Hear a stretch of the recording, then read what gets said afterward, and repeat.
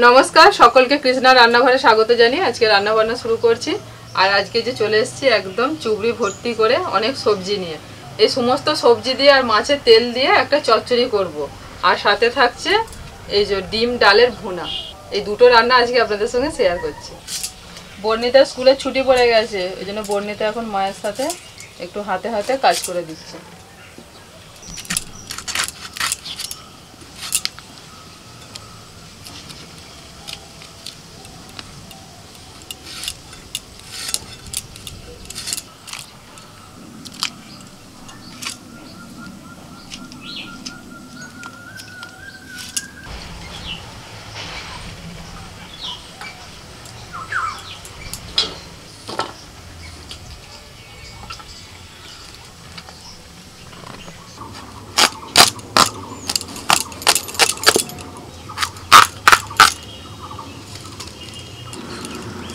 এই সব কাটতে কাটতে 1 ঘন্টা কেটে গেল। তো মোটামুটি কাটা একদম শেষের দিকে, কয়েকটা লঙ্কা কুচিয়ে নিলেই হয়ে যাবে।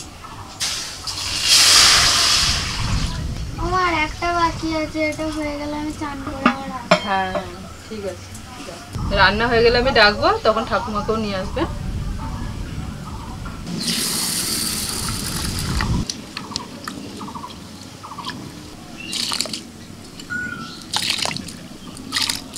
প্রথমে ডাল আর ডিমের ভুনাটা করব।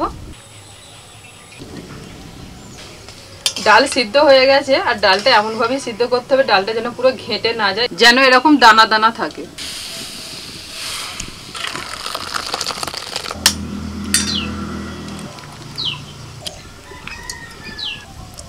লবণ, হলুদ গুঁড়ো, সামান্য গোলমরিচের গুঁড়ো।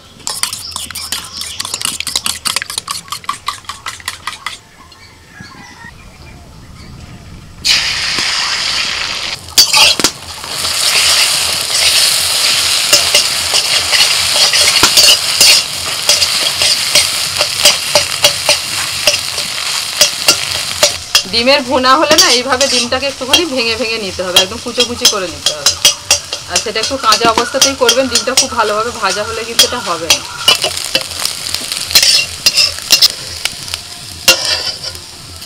ফোড়নে দিচ্ছি 2টো শুকনো লঙ্কা, রসুনটা একটু ভেজে নিয়ে দিয়ে দিচ্ছি পেঁয়াজ কুচি, সাথে দিচ্ছি কাঁচা লঙ্কা কুচি,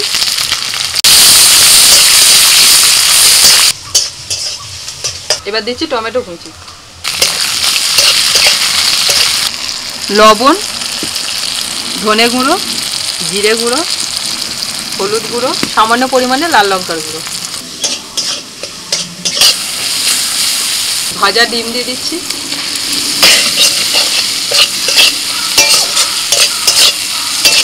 এবার সিদ্ধ করা ডাল দিয়ে দিচ্ছি।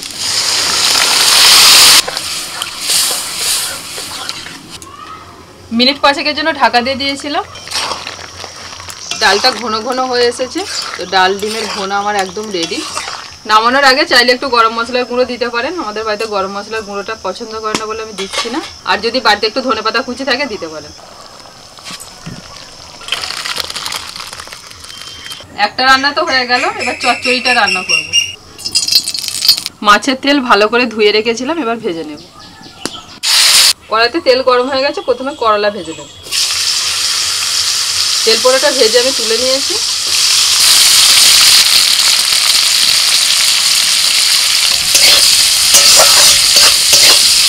করলাটা ভাজতে ভাজতে একটা বাটনা বেটে নেব। একটু আদা রসুন বাটার আছে,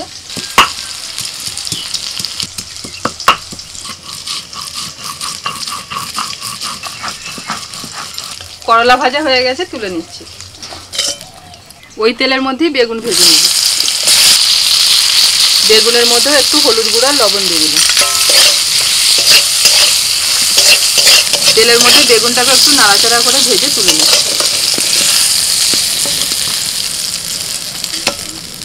তেলের মধ্যে ফোড়নে দিচ্ছি 2টো শুকনো লঙ্কা আর অল্প একটু কালো জিরে, পেঁয়াজ কুচি, পেঁয়াজের সাথে দিয়ে দিচ্ছি আলু। আলু পেঁয়াজ একটু নাড়াচাড়া করে ভেজে নিয়ে দিয়ে দিচ্ছি গাজর, কুমড়ো আর হচ্ছে পটল।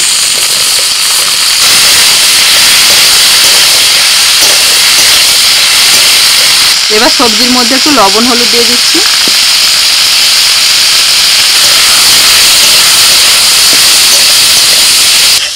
নাড়াচাড়া করে সবজিগুলো ভালো করে ভেজে নিয়েছি। এবার দিয়ে দিচ্ছি আদা রসুন বাটা,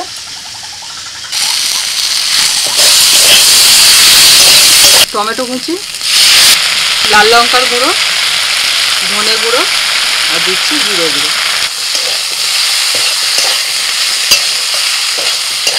অল্প একটু জল দিয়ে মশলাটা কষিয়ে নিই।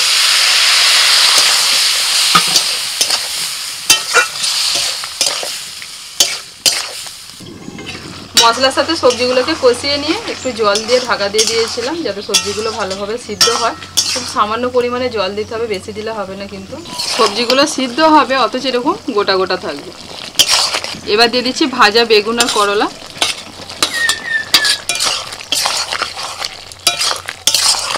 সব শেষে দিয়ে দিচ্ছি মাছের তেল, যেটা আমি প্রথমেই ভেজে রেখেছিলাম। মাছের তেলের চচ্চড়ি হয়ে গেছে, এবার নামিয়ে নিচ্ছি।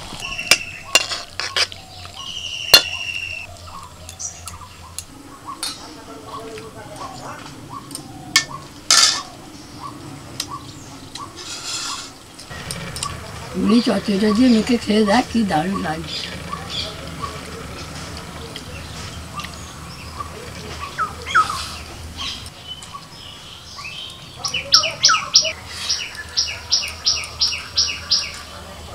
ঠাম্মা তুমি এইটা খেয়ে দেখো।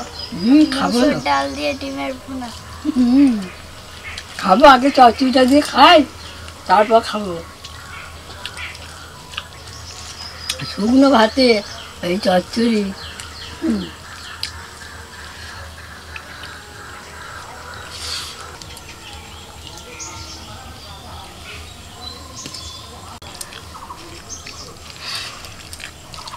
কিনা। এটা কি বললে? ডালে ডাল ডিমের ভুনা। ডাল ডিমের ঘোনা। ও আমার দারুণ হয়েছে গো।